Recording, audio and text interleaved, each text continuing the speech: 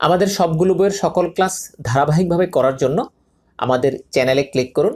এবার দেখুন চ্যানেলের উপরে আছে হোম, এরপর আছে ভিডিওস, এরপর আছে প্লেলিস্ট। আপনি প্লেলিস্টে ক্লিক করুন। এই প্লেলিস্টে ক্লিক করার সাথে সাথে প্রতিটি বইয়ের প্রত্যেকটি লেসন ধারাবাহিকভাবে একটি লিস্টেই পাবেন, অর্থাৎ খুঁজে খুঁজে ক্লাস করার কোনো প্রয়োজন নেই। এই লিস্টে ক্লিক করবেন, ঠিক নির্দিষ্ট বইয়ের সমস্ত লেসন ধারাবাহিকভাবে পাবেন।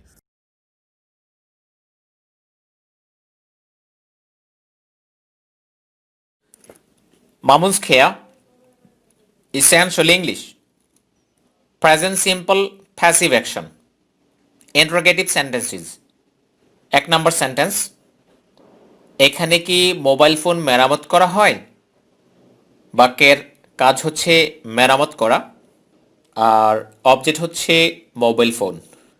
যেহেতু এটা প্রশ্ন, সফটওয়্যার হচ্ছে ইজ আ স্টোরি রিটেন। তাহলে মোবাইল ফোন আমরা এটা সিঙ্গুলার ধরে নিচ্ছি, সিঙ্গুলার ধরে ইজের স্থলে ইজ, আস্টোরের স্থলে মোবাইল ফোন, রিটেনের স্থলে মেরামত করা, ইংলিশ হচ্ছে রিপেয়ার, আর এর পার্টিসিপল হচ্ছে রিপেয়ার্ড। তাহলে পুরো সেন্টেন্স হচ্ছে is a mobile phone repaired here, is a mobile phone repaired here. আবার বলছি, is a mobile phone repaired here. 2 নম্বর বাক্য, এর জন্য কি কোনো সার্ভিস চার্জ নেওয়া হয়? কাজ হচ্ছে নেওয়া, অবজেক্ট হচ্ছে সার্ভিস চার্জ। তাহলে কোনো service charge, is any service charge, ইজের স্থলে ইজ, আস্টের স্থলে এনি সার্ভিস চার্জ, নেওয়া হচ্ছে টেক, টুক, টেকেন, টেকেন, অথবা টেকেন আমরা ব্যবহার করতে পারি। Is any service charge taken, আর বাকি থাকলো এর জন্য, শেষে বসিয়ে দিলাম ফর দিস। তাহলে পুরো সেন্টেন্স হচ্ছে is any service charge taken for this. 3 নম্বর বাক্য, পরীক্ষা হলে কি কাগজ কলম দেয়া হয়? কাজ হচ্ছে দেয়া, অবজেক্ট কি হবে? পরীক্ষা হল নাকি কাগজ কলম? নিশ্চয়ই পরীক্ষার হলটাকে দেয়া হয় না, দেয়া হয় কাগজ এবং কলমকে, বা কাগজ কলম। তাহলে ইজ হবে নাকি আর হবে?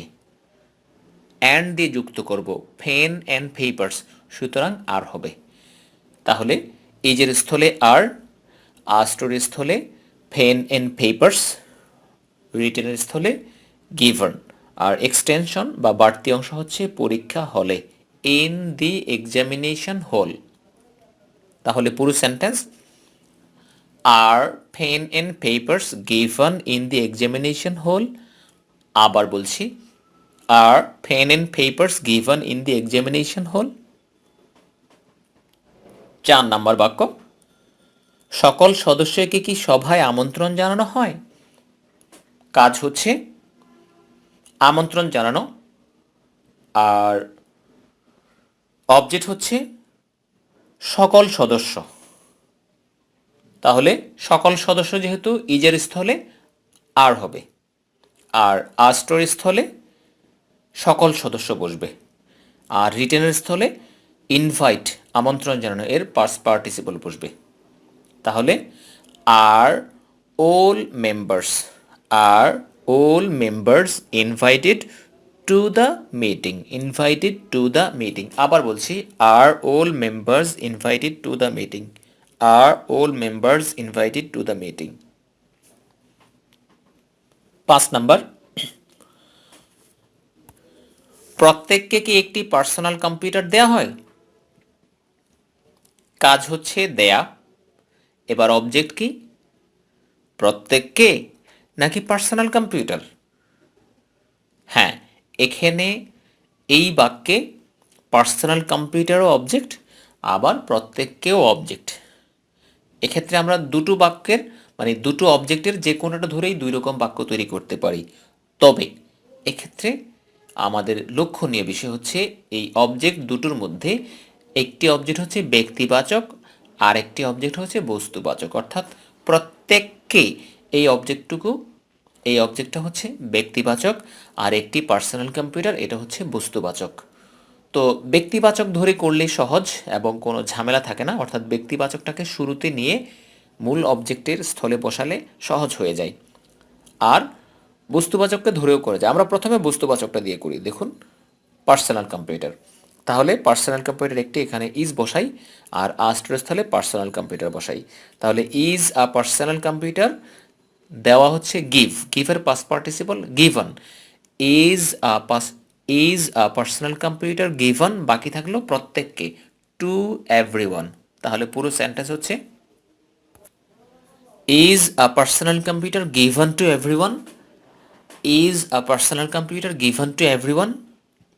এবার যদি আমরা প্রত্যেককে অর্থাৎ ব্যক্তিবাচক অবজেক্টকে আগে নিয়ে আসি তাহলে হবে is everyone given, is everyone given a personal computer. দেখুন এখানে বিষয় হচ্ছে যখন আমরা পার্সোনাল কম্পিউটারকে শুরুতে আনছি তখন এভরিওয়ানের পূর্বে টু বসিয়েছিলাম, আর যখন প্রত্যেককে অর্থাৎ এভরিওয়ানকে আমরা শুরুতে নিয়ে আসলাম পার্সোনাল কম্পিউটারের পূর্বে আর টু বসাতে হয়নি।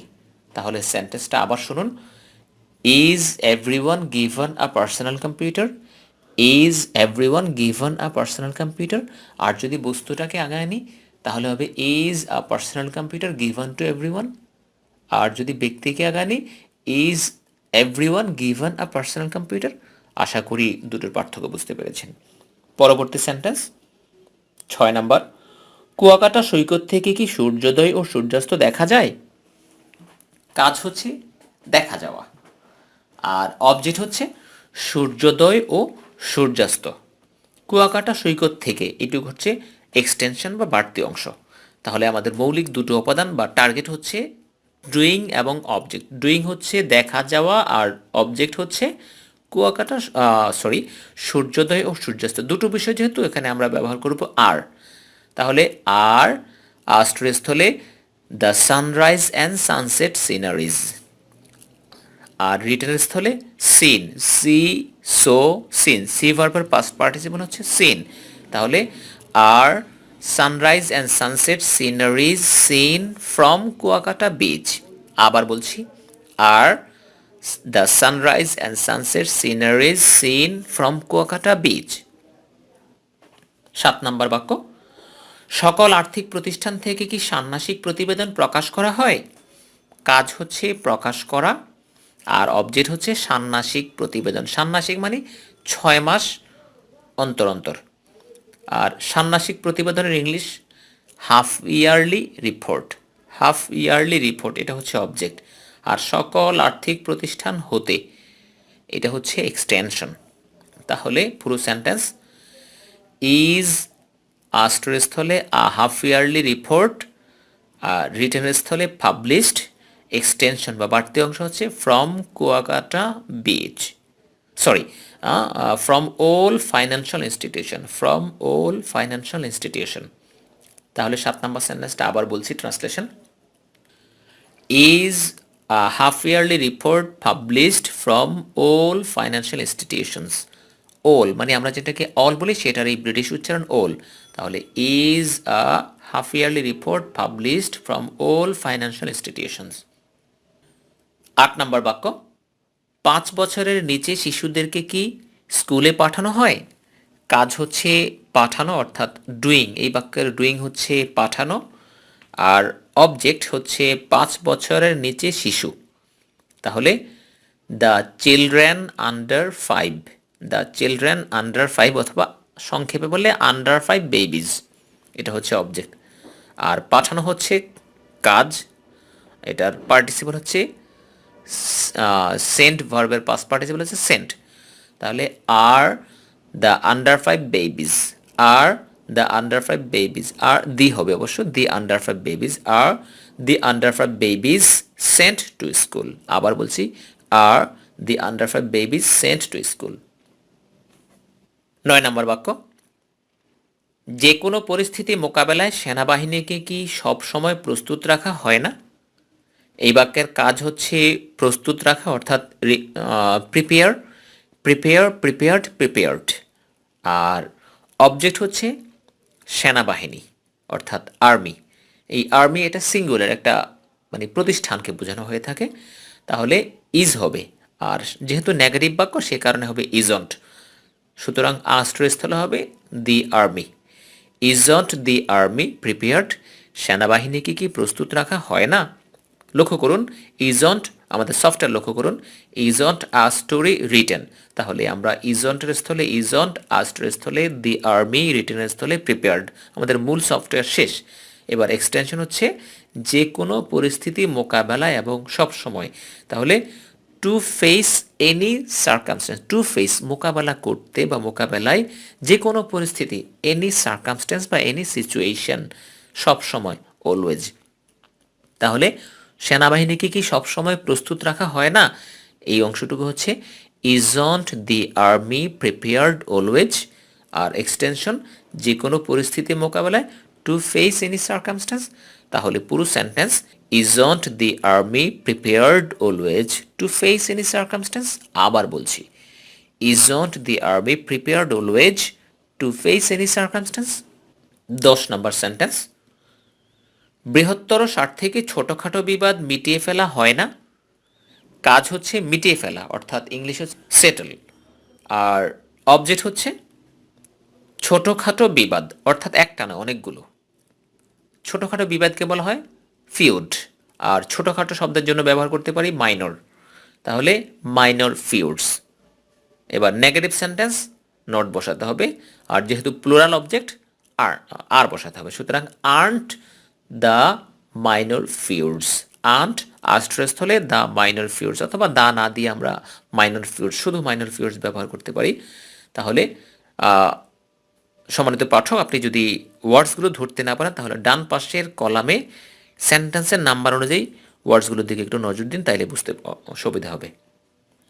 তাহলে আর্নট দ্য মাইনর ফিউডস সেটলড, ছোটখাটো বিবাদকে মিটিয়ে ফেলা হয় না বৃহত্তর স্বার্থে, ফর গ্রেটার ইন্টারেস্ট। গ্রেট মানে বৃহৎ, আর বৃহত্তর হচ্ছে গ্রেটার, আর স্বার্থ হচ্ছে ইন্টারেস্ট, আর স্বার্থে মানে স্বার্থের জন্য, ফর ফর গ্রেটার ইন্টারেস্ট। তাহলে পুরো সেন্টেন্স আবার বলছি, aren't minor feuds settled for greater interest. আবার বলছি, aren't minor feuds settled for greater interest. 11 নম্বর সেন্টেন্স, ক্লাসে কি পুরো অধ্যায়ের অনুবাদ করা হয় না?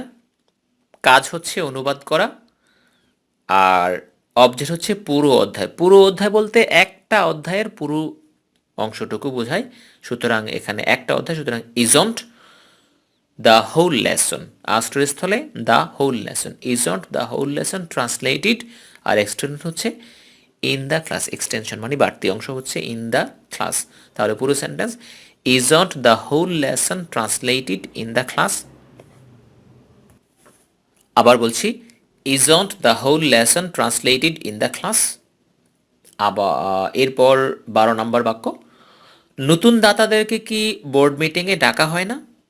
এই বাক্যের ডুইং অর্থাৎ কাজ হচ্ছে ডাকা, আর অবজেক্ট হচ্ছে নতুন দাতা। দেখুন মিটিংটাকে কিন্তু ডাকা হয় না, ডাকা হয় দাতাদেরকে, সুতরাং দাতা হচ্ছে অবজেক্ট, আর দাতাদেরকে মানে অনেকজন, প্লুরাল। আর নেগেটিভ বাক্যে আর এর সাথে নট দিলে হবে আন্ট, আর আস্টের স্থলে নতুন দাতা, নিউ ডোনার্স। তাহলে aren't the new donors called in board meeting, aren't the new donors called in board meeting. 13 নম্বর সেন্টেন্স, নারী ও পুরুষকে কি সমান দৃষ্টিতে দেখা হয় না? এই বাক্যের কাজ হচ্ছে দেখা। আসলে এই দেখা মানে কিন্তু চেয়ে চেয়ে দেখা না, দুই চোখ দিয়ে চেয়ে দেখা না, এটা হচ্ছে অন্তর দিয়ে দেখা, অর্থাৎ বিবেচনা করা, সমান বিবেচনা করা। আর নারী ও পুরুষ এটা হচ্ছে অবজেক্ট, এটা একটা প্লুরাল অবজেক্ট। তাহলে aren't, aren't the men and women, aren't the men and women দেখা হচ্ছে কনসিডার মানে বিবেচনা করা, কনসিডার, কনসিডার্ড, কনসিডার্ড। তাহলে aren't the men and women considered equally. আবার বলছি, aren't the men and women considered equally. 14 number বাক্য, জিকে স্কুলে কি জাতীয় সঙ্গীত গাওয়া হয় না? কাজ হচ্ছে গাওয়া, অবজেক্ট হচ্ছে জাতীয় সঙ্গীত মানে সঙ্গীতটাকে গাওয়া হয় না। লক্ষ্য করুন, স্কুলকে কিন্তু গাওয়া হয় না, গাওয়া হয় সঙ্গীত। তাহলে ইজন্ট, একটা গানের কথা বলা যায়, শুধু জাতীয় সঙ্গীতকে বলা হচ্ছে ইজন্ট দ্য ন্যাশনাল অ্যান্থম, জাতীয় সঙ্গীতের ইংলিশ হচ্ছে national anthem. Isn't the national anthem, sing মানে গান গাওয়া, সিং, স্যাং, সাং, পার্টিসিপল হচ্ছে sung. Isn't the national anthem sung in GK school অথবা at GK school, isn't the national anthem sung in GK school. 15 নম্বর sentence, স্টুডেন্টদের বাইরে কি বর্ণমালা সিম দেওয়া হয় না? কাজ হচ্ছে দেওয়া, অবজেক্ট হচ্ছে বর্ণমালা সিম, আর স্টুডেন্টদের বাইরে এটা হচ্ছে এক্সটেনশন বা বাড়তি অংশ। এখন কি ইজন্ট দেব নাকি আর্ন দেব? অবশ্যই আমাদেরকে ইজন্ট দিতে হবে, কারণ বর্ণমালা সিম একটা ক্যাটাগরি। বর্ণমালার সাথে যদি অক্ষরমালা, গানমালা, জপমালা অন্য কিছু থাকতো তাহলে আমরা প্লুরাল হিসেবে বিবেচনা করে আর্ন দিতাম। আর এখন যেহেতু বর্ণমালা সিম একটা ক্যাটাগরি, এই জন্য অবজেক্ট সিঙ্গুলার। ইজন্ট বর্ণমালা সিম গিভন, ইজন্ট বর্ণমালা সিম গিভন, বাকি থাকলো স্টুডেন্টদের বাইরে, out of the students, out of the students. তাহলে পুরো সেন্টেন্স হচ্ছে ইজন্ট দ্য বর্ণমালা seem given out of the students, isn't the বর্ণমালা seem given out of the students.